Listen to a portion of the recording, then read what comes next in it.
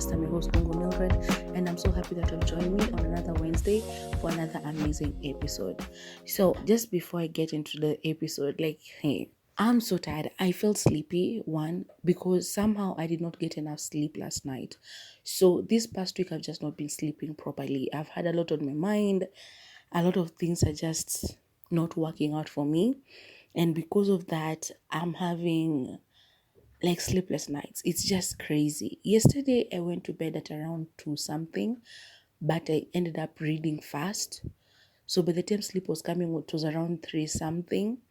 Then in the morning I woke up at 8, which any other day I would have been okay. Because those are how many hours? Like about 5 hours or so, which is okay considering that I've had a good day after having just 3 hours or 4 hours of sleep. So I don't know.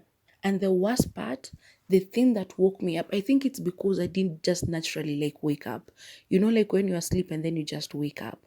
So usually when I do that, and even if I just had 3, 4 hours or 5 hours of sleep, I'm usually okay. But today, being a Sunday, okay, not today because it's already past midnight.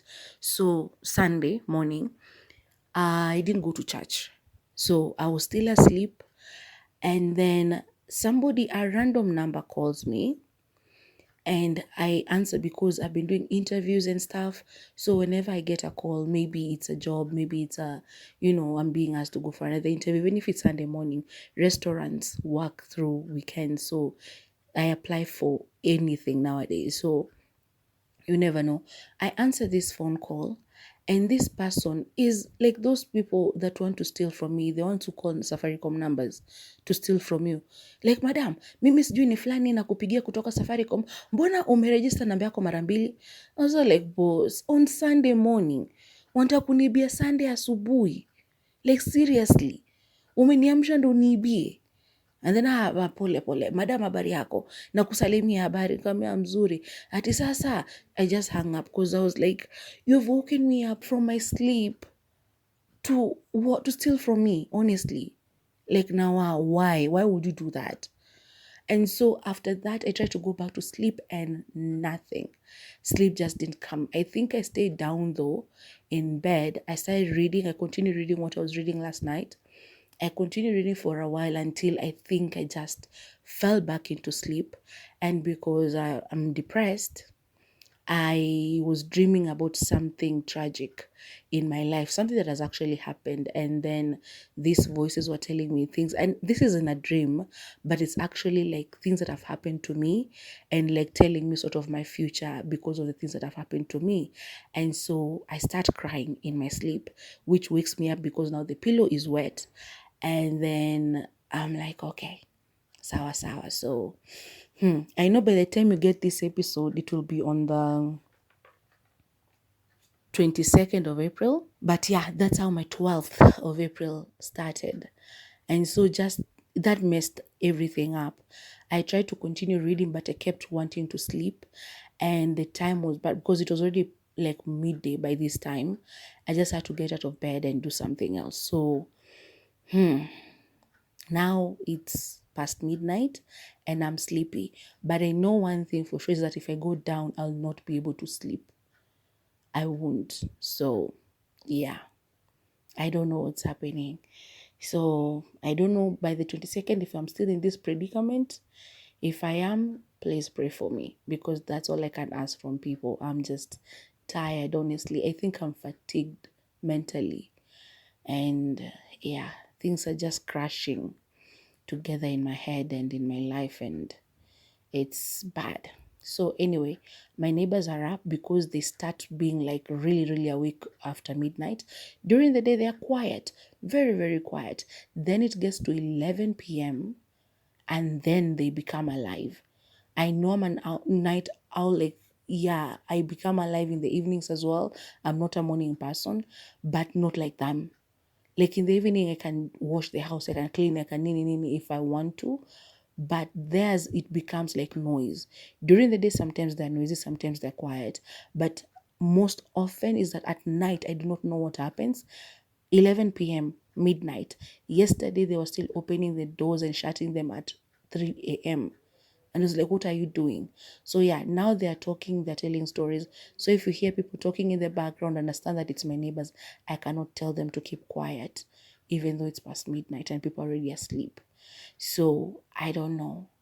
I'm just, as I said, I'm really, really tired. And if I do not record today, I don't know when else I'll be able to record, because I need to record them, then find a way to get Wi-Fi and be able to upload them. Like, it's just chaotic, as I said. So I'll go straight to today's episode. On today's episode, I'm going to be giving a review of a Nigerian movie called Up North. Up North is a 2018 Nigerian drama written by Bunmi Ajakaye and Chinaza Onuzo. It's directed by Tope Oshin and produced by Zulumoke Oyibo, Isioma Osaje, and Editi Efyong. The cast members include Olubankole Wellington, he plays Basi Etwekong. Hey. Ibrahim Suleiman plays Sadiq, Rahama Sadao plays Mariam, Amal Umar plays Aisha, Adesua Etomi plays Zainab, Michelle Dede plays Idara Otwekong, that is Basi's sister. Kanayo plays Chief Otwekong, that is Basi's dad. Hilda Dokubo plays Mrs. Otwekong, that is Basi's mom. Rekia Atta plays the principal Hassan. Sani Mu plays Grand Kadi, amongst other cast members. Now, if you love spoilers like me, continue with this. If you do not like spoilers, leave, go to Netflix, watch the Nigerian movie Up North, then come back here and tell me if you agree with me or not, because this is official spoiler alert. Now, this movie is about this young man called Basi. We start with him coming, I think, from the States. He's on a private jet. Hey, he's arriving to Lagos, Nigeria. So his dad has sent a car to pick him up at the airport. But this man, instead of, getting into the car with the driver, he tells the driver to give him the keys, and then he drives off to go and see his friends first. Like, I understand tough families, but honestly, if you have been away for a long time, when you come back to the country, you do not go to hang out with your friends at a pub before you see your family. Although I understand, because his father was very controlling. So at home, his dad has called a group of his friends, not of Basi's friends, of his friends, the father's friends. They're the ones who have come to receive this boy on the first day he's coming home. One, if I were him, I understand why he went to the club, but also, like, not really, because you have to see your family. But I also understand, like, it's complicated, okay? My mind is complicated. I understand why he didn't want to be surrounded by his father's friends, because what the hell? When I come back home after a long trip, I just want to be with my family, not with your friends. If you want to organize a party, organize it the next day or the day after that. Like, give me some time to, recover from the jet lag and stuff. Do not push me into people. So the dad kept calling him and he kept avoiding the call. On the other side, at the club where he's with his friends, they're looking through his phone. He has this woman there on his, like, on her Instagram page or something, and they're talking about her, how hot she is, and she's with him. And allegedly, she's also hanging out with her ex-boyfriend called, I think, Tony or something. And so the friends are like, so why is she hanging out with the, ex? And why is she liking his photos? And why is he liking her photos and stuff? So he, the phone rings and it's his mom or the sister, one of them. And they tell her to go home immediately. So he drives home. Of course, he has a squabble with his dad, because his dad is like, you embarrassed me in front of all of my friends, blah, blah, blah, blah. Which the dad was very inconsiderate, by the way. So the dad tries to force him to work at the family's company. Like, he has, I think it's a construction company, something constructions. So the dad tries to force him to work there, but he does not want. He embarrasses him. There's this one time, there's this Mr. I think Otum or something. I've forgotten. Otundo or something. Otu something. So he tells him to go and meet him at the office to meet this man, one of his business partners. And when he goes there, he dresses casually, and he gets in. They were drinking, I think, vodka or whiskey. He takes it from him, the guest that is, the business partner that is, and he drinks it. And the way he's talking and the way he's behaving is very rowdy. The dad, of course, gets upset with him, and then he walks out because he's like, you already have an heir. So the dad wanted him to be the heir of the company, but he already had an older sister. I think the sister is older, who could basically do the job that the dad wanted to force on him, and he didn't want to do that job. So he enjoyed being on social media. He enjoyed doing all of that. I think he had done a course in the US because that's where he was coming from. I'd forgotten what it was. At MIT, something at MIT. And so he goes out and goes to this shop where when he goes to pay, his card is declined. He goes to the ATM and he finds that it has been cancelled. So he goes back to the dad yelling and stuff. The dad tells him like, this is your new card. It has like a limit of, I think, 50,000 naira per month. And if you want to get more, then you have to do what is right and act like a man. He kept saying that. You don't act like a man. You're not man enough. You're needing. And they get into another squabble, of course. He walks out. He keeps looking at his sister, and his sister is just like, you have to do what Chief is saying. This boy never called their dad. They called him Chief. And I was like, if that's the kind of relationship you have with your children after you get money, I beg. I know. So anyway, he goes for a run. He loved running. And so one time he's coming from his jog and he shouts at his dad, like, I've decided I'm not going to do anything that you want me to do. I'm going to do what I want. And so the dad decides, okay, sawa sawa. What you're going to do actually is that you're going to get married to a friend of mine's daughter, and because that is going to help our company. And you're going to go to the NYSC. That is like the NYS. So Kenya, NYS, Nigeria, NYSC. I think it stands for Nigerian Youth Service, something. I don't know. Or National Youth Service or something. I don't know, because Kenya stands for National Youth Service, right? Just NYS, just like that. So it stands for something, but they shorten it to service. So they tell him apparently, like, if I wanted to read up on this, but I just didn't have enough Wi-Fi. So apparently you have to go through NYSC if you want to lead a company, because there's a comment the dad made, like, you're going to be the owner of this company, you're going to be the heir of this company, but you cannot do it once it is globally, maybe, unless you have gone to the service. So they had to send him to up north. That is a place called Bauchi, to go and do his service. So he complains at first, but then his dad tells him that's the only way to do it. So the next day he tries to go for a run because he had decided that he won't do anything his dad was telling him. But then when he goes to leave his door, there's a security there, and he tells him that the only place you're going is to, like, traveling to Bauchi. I'm not leaving you alone. So he goes back. Of course, he doesn't want to, but he's driven all the way. He gets to the place, the service, the NYSC, and he gets out of the car, and the driver who brought him just like dumps his things outside the car and he drives off. So this boy being spoiled and everything, this Basi being spoiled, he sees this guy in a red t-shirt, that is Sadiq, and he goes like, hey boy, with the red t-shirt, come, help me carry these things and I'm going to give you like 2,000 naira. So the guy looks at him and is like, really? So they call the guy, Sadiq, tells him, you see that guy in my black t-shirt? There's a guard at the gate. Go and tell him to help you. He'll do it. And just give him 1,000 naira. Like, do not even ask him if he wants it. Just give it to him and tell him to come and carry your bags. This boy goes to this guy, and it's as if he didn't even check him out from top to bottom, because he had a black top, but his pants were navy, like the checked ones. What is it called? Whatever, you know how the navy ninis are. So he goes there and he taps that man on the chest with the 1,000 naira note and is like, hey, come and carry these things for me. Here's your 1,000 naira. That guy looks at him and sizes him up like, because Basi is a short guy and that guy is tall. So that's the moment Basi looks down and he sees the boots, like the issued boots and the pants, and he goes like, oh yeah. So they punish him real good. So anyway, he goes and he starts the process, exercising something. He used to run, but apparently exercising in that place was harder. I don't know why. He oversleeps in the morning, even though Sadiq tries to help him out.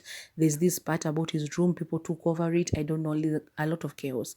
But one night, Sadiq tells him to go out of the Navy place or out of the service place, and they go to the nearest town. I don't know, they sneak out to go and eat something. Then the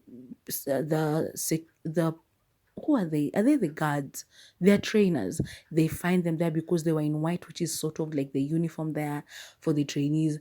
And so they run back, and he's the one who's caught.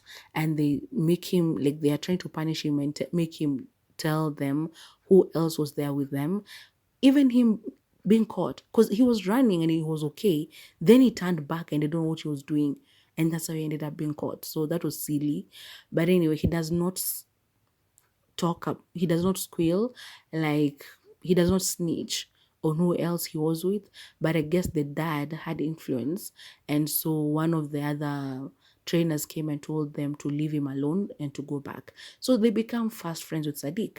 The training ends because it's about only 3 months, and they are stationed in different places for some, like in training or something. So they were supposed to be teachers, which was weird. They were sent to schools. I do not know how that works. So they go to this school in Bauchi because Sadiq wanted to go there. The dad wanted him to go back to Lagos so that he can take over the company and to, do his in training there. But Sadiq asked him to go back with him to Bauchi because he had a girl there that he liked, that is Zainab, and he wanted to go and try and pursue her or something. They go to Bauchi. I think that's where Sadiq comes from, actually. And they go there, they meet Zainab. Basi meets Mariam, who is a teacher working there, and she's a widow. Her husband had recently passed, and so she made the move because she was, I think, a professor in a university in Lagos or something, and she ended up going there after her husband died. So they start this friendship amongst them, and they're teaching. There was a problem before, they were almost kicked out, but then they become PE teachers and they start training the girls to run. So there's this one lady, Aisha wanted to run, and she loved it, but she had asthma, and the dad was very, very protective. He didn't want her to run, but because the Aisha's mom had died of asthma, and the dad was very protective of her because he didn't want the same thing to happen to his daughter. So he didn't want her running because he was like, the more she runs, the more it makes it worse. I don't want to lose my daughter the way I lost my wife. But he remarried. So the stepmom, there was this consent form that was given because they were supposed to to train and sign up for this running meet that was called She Runs Pauchi. So they had to sign up, they had to take like forms home for the parents to sign to agree. So she goes, the dad was leaving, but the stepmom signs it because she wants to support her. And actually, Basi came up with a way of her running even with her asthma. Like there was this special mask, I think, that she could wear while she was running. And so things started working out. But when the dad came back, he was very upset, and he made her stop again. So by this time the dad is coming back. The Basi's dad has come to that area to support the school, and I'm putting it in quotes, even though he eventually did it, but the way he did it was like how can I say? Like, okay, let me just explain what he did. So he came, said that he was going to support the school, that every kid was going to go to university. Whichever kid wanted to go to university, he was going to support, like his company was going to support them to go to university, and he's going to support the school and other things that he promised them. And then later on, when Basi went to thank him, the dad was like, okay, you see everything that I've said. You have to come back to Lagos with me and take your place in the company and marry like my friend's daughter, so that our partnership in the company can grow and so that we don't lose money in the company. And that is the only way I'm going to keep the promises I've made to these girls. So Basi was like, really? Like, why would you do that? Like, sort of a blackmail. Like, I know you care for these girls, and the only way I'm going to, you know, keep the word I made to them is if you do what I want you to do. So anyway, because of the girls, he comes back. Mariam was not happy about it. And actually, before the dad came, there's something that the sister did. The sister came came fast to talk to them, to meet him. And he saw the way there was a little chemistry between Mariam and Basi, and she talked she took it upon herself to talk to Mariam and tell her, like, you and my brother cannot be. Like, I've seen the way you look at each other, no matter how much you want it, both of you cannot do it. I was like, that is not your place. So of course he got upset with her. But anyway, fast forward, he leaves. Mariam is not happy about it, but she understands. I don't know. So he goes back, tries to work. While he's there, that's when Aisha's dad comes back and he tells her not to run anymore. He comes to the school. He makes the school cancel having any sports because apparently girls cannot do that or something. Aisha's dad makes the other parents refuse to consent to their kids running, and they remove sports in the school, basically. So once Basi learns of that while he's in Lagos, he goes and talks to that man that, is partnering with the dad, and he was supposed to marry his daughter. And he tells her, like, your daughter does not want me to marry her. I do not want to marry your daughter. But my sister here has plans and things that can work for the company. And so the man goes like, okay, so they remain talking. He goes back to Bauchi to, you know, to help the girls out because that she runs Bauchi was approaching very quickly. So he goes back and he talks to the principal. The principal is like, my hands are tied. That is, it comes back down to religion. And then he talks to Zainab's dad. He talks to Aisha, and he talks to Aisha's dad, and he tells him basically that what he's telling him is nonsense. And then so somebody tells him, Sadiq tells him to go and talk to the Grand Kadi, who is Zainab's dad. And because he liked Sadiq, because he knew that Sadiq liked Zainab and he wanted him to finish his studies and everything, then he could give his consent for them to get married. And so they go and talk to him. The Grand Kadi accepts, like, to listen to the case. They do it in Sharia law, and then it is approved that sports can continue. But Aisha's dad says, like, he's the dad and he's going to put his foot down, and it's a no. So the day comes, the girls go to that place in Bauchi. There's a stadium, and they start doing their running, and Aisha is sad. So the stepmom steps in and talks to the dad and goes like, let her live her dream. They have plans to keep her safe, blah blah blah. And so the dad takes her. They go with Sadiq in a car. The car stops. They get to a tuk-tuk. They arrive at the stadium, and she participates in the final run. So it's a relay, and the school wins, and they win big.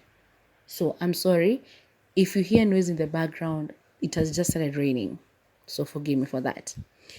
So the school wins, and everybody is celebrating. Everybody all around Bauchi, they're all celebrating because their school has won, and it's their girls and everything, and they're celebrating. Yeah, so the girls come back and they're celebrated. The dad is now okay. So fast forward, Basi goes back to Lagos. After saying his goodbyes, Mariam is upset again, and then he has just said goodbye to the girls, and he says something stupid that Mariam does not take lightly, so she walks off. He goes back to Lagos to fulfill what he had promised his dad, because the only way the dad keeps the promises he made about supporting the girls' education is by him being in the company. But the dad goes like, yeah, I do not need you anymore because the wedding is off. I only needed you because I wanted you to marry my friend's daughter, but now because we don't need you for that, I don't need you like at all. So he goes like, if you want to go back to Bauchi, you can, but just understand that if you leave this house, any monetary help that I've been giving you, I'm going to cancel it. And I was like, what a piece of shit this dad is. Like, seriously, you have seen how much he has matured over time. You have seen how much he has grown. But instead of supporting him in his dreams, you just want to put him under your thumb so that you can control him or something like that. That man, like, Kanayo, yeah, you. I just didn't like him at all in this movie. I hated him because of the way he was treating Basi. So anyway, he decides like, okay, I'm leaving. So the end scene is they're celebrating Sadiq and Zainab's wedding. It was a beautiful one. Music, people are dancing, blah, blah, blah. And then he comes back and Mariam sees him. So they're happy about that and everything. And he has apparently gotten a new job being the video reporter for BBC, because while he was in Bauchi, he was documenting his entire stay in Bauchi. So everything he was doing, every place he was going, they even went to a national park or something in Bauchi. He was putting all of that online. And yeah, he was posting it. And the comments, I'm going to start with that because actually, yeah, the movie ends with him and Mariam, I think, hugging at the end. And that's where the movie ends. So these are my notes. While he was documenting those things and putting them on Instagram, the comments that the men were leaving on those posts, they were illegal. All of those people. Because tell me how grown-up men are looking at young girls in school uniform, covered, like, because they were Muslim, like Bauchi is mostly Islamic, I think. And so they are covered. And these men are there like, oh, that one, I don't know, she looks so good. Have me seeing our girls, blah, blah. Like the way, okay, you have to watch the movie to see the way they are commenting. And actually, even while I was telling the synopsis, I didn't remember those until I finished and remember that he became now a video reporter for BBC. That's when I actually remember like the comments that men were leaving on those videos that he was posting, because they're supposed to be in jail, all of them. There is some pedophilia behavior right there, and I did not like that. So anyway, the movie in itself was good. It told a story, and I sort of liked it. It's not like the best I've ever seen, but the simple story that they were telling, it made sense. This young man who was, but it's something I've watched before. Like you are confused, blah, blah, blah. You go to a different place where you're forced to go, and suddenly, you are fixing things up and you're fixing yourself up and you're making new friends who matter. By the way, that girlfriend from the US, she ended up doing something stupid, putting a video of him doing something nasty, I think, online, and people did not appreciate it or something. Even he himself did not appreciate it. And I think that was the end of their relationship because she was with Tony. Actually, Tony is the one who made her post it, or he's the one who posted it, and that's her ex-boyfriend who they were together. Like, chaotic. But yeah, I love the music and I love the way he fought for the girls. I hated his father. As I've said, he was very controlling and using money to blackmail the son. And it's as if he didn't have enough, faith in the daughter, even though she was the one who was always there. The principal, she looked like she was always about to cry. Like every time her face was just, I don't know if she was just, the direction was for her to just put her face like that, or that's how she acts. I don't know. I don't know if she has acted before. I don't know. I just didn't like her face, the way she kept looking like she was about to cry every single time. So I don't know if that's just her face or what was happening with that situation. But yeah, like this sister, as I said, her going to talk to Mariam about her relationship with Basi, that was just wrong. Because one, you have just arrived. She does not know you. You have not even spoken 2, 3 words with her. You're just like, hi, so I need to talk to you. And then you get into their relationship. That was just crazy. And speaking of that relationship, honestly, it did not exist. For Sadiq and Zainab, you saw the yearning, you saw the blushing. Zainab had the best smile. So every time she looked at Sadiq from across the room or across the place, wherever they were, you could see it. You could see the yearning in her. You could see the yearning from him. You could see the blushes, the laughs, and the smiles. But Mariam and Basi, when they were speaking, when he was about to leave the first time, actually, when the sister spoke to her, to Mariam, that is the first time we were made to know. Of course, like, because you have watched a lot of movies, you can tell that, okay, so Zainab is going to end up with Sadiq and Mariam is going to end up with Basi. You're supposed to infer that. But they never did anything together to make them, like, they didn't have chemistry in that way. And maybe it's because they're from a Muslim state, maybe it's because of that, so they couldn't like show it. But that can't be the excuse, because it wasn't the same case with Zainab and Sadiq. So the comment she makes, that is Mariam to the sister, is what baffled me. And then also, like, the sister Mariam and Basi, they talk about it, And it's like have a thing.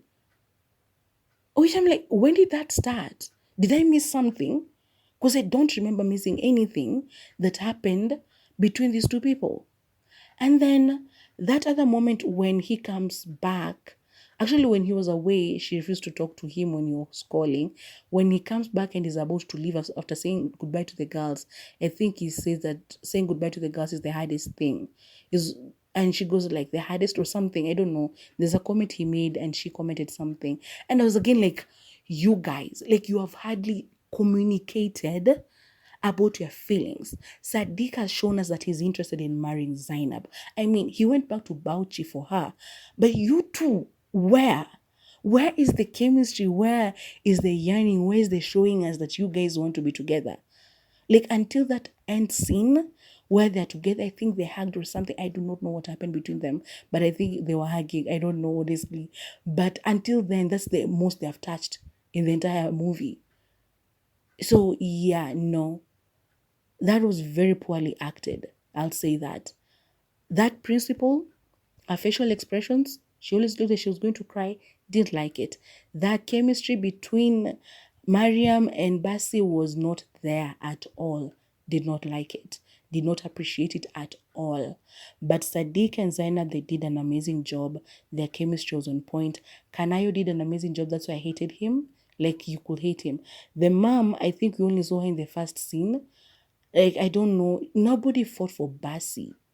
Even the sister, even though she was pretending to be fighting for him, she was more for the family. Like, you have to do this for the greater good of the family. Like, that's what Chief wants. And I was like, no, no, no, no, no, no.